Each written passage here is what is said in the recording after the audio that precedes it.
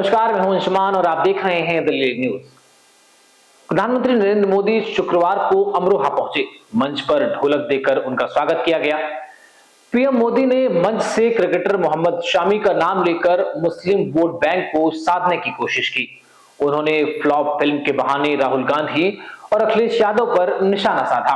प्रधानमंत्री ने कहा कि यूपी में फिर से दो शहजादों की जोड़ी की फिल्म की शूटिंग चल रही है, जिसका पहले ही रिजेक्शन हो चुका है। हर बार ये लोग परिवारवाद, भ्रष्टाचार और तुष्टीकरण की टोकरी उठाकर यूपी की जनता से वोट मांगने निकल पड़ते हैं। अपने इस अभियान में ये लोग हमारी आस्था पर हमला करने का कोई मौका नहीं छोड़ते। यहां से जो कांग्रेस के प्रत्याशी हैं, उन्हें तो भारत माता की जय बोलने में भी परेशानी होती है।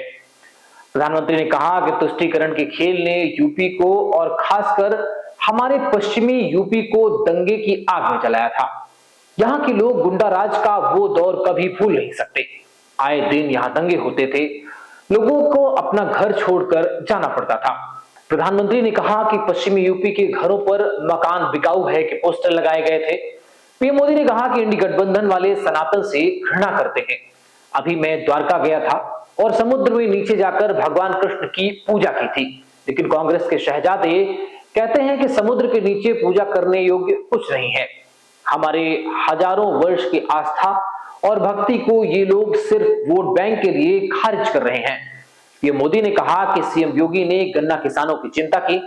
अमरोहा के गन्ना किसान कभी भूल नहीं सकते कि पहले उन्हें भुगतान के लिए कितना परेशान किया जाता था, लेकिन आज प्रदेश में गन्ने की रिकॉर्ड खरीद के साथ ही रिकॉर्ड भुगतान हो रहा है। जब समाजवादी पार्टी की सरकार थी तो अमरोहा के गन्ना किसानों को साल में औसतन सिर्फ 500 करोड़ रुपए का ही भुगतान होता था, जबकि योगी जी की सरकार में यहां हर साल 1.5 हजार यानी कि 1,500 करोड़ रुपए का भुगतान गन्ना किसानों को हुआ है। पीएम ने कहा कि अपने आप को जो लोग यदुवंशी कहकर ढोल पीटते हैं, आप सच्चे यदुवंशी हैं तो भगवान द्वारिका का अपमान करने वालों के साथ कैसे बैठ सकते हैं। यूपी के लोग वो गुंडा राज का दौर कभी नहीं भूल सकते। आए दिन यूपी में दंगे होते थे, लोगों को अपना घर छोड़कर जाना पड़ता था। पश्चिमी यूपी के घरों पर मकान बिकाऊ है के पोस्टर लगाना पड़ा था, लेकिन अब ऐसा नहीं है। वहीं प्रधानमंत्री ने कहा कि दोनों पार्टियों यानी कि सपा और कांग्रेस ने रामलला की प्राण प्रतिष्ठा का निमंत्रण ठुकरा दिया। आप कल्पना कर सकते हैं कि यह लोग राम मंदिर की प्राण प्रतिष्ठा तक का निमंत्रण ठुकरा सकते हैं।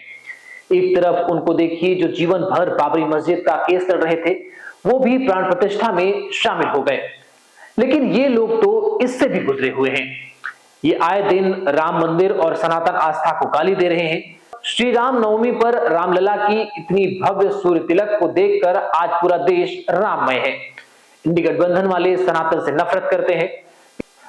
पीएम मोदी ने कहा कि 2024 का लोकसभा चुनाव देश के भविष्य का चुनाव है।